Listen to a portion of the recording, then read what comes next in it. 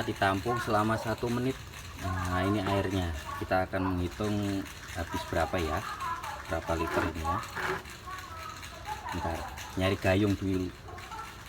Ukurnya ini buat isi bensin kapasitas 2 liter ya.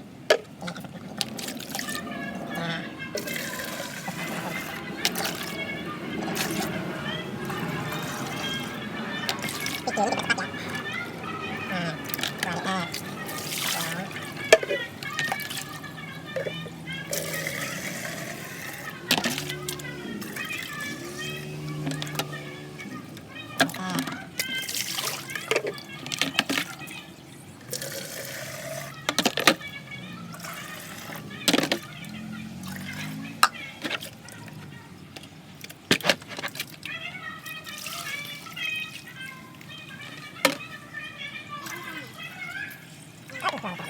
Ya,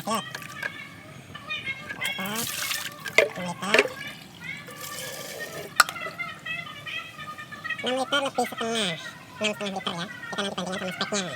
Ini dari Ember, kapasitas flow max berapa. Oke, kita lihat kardusnya.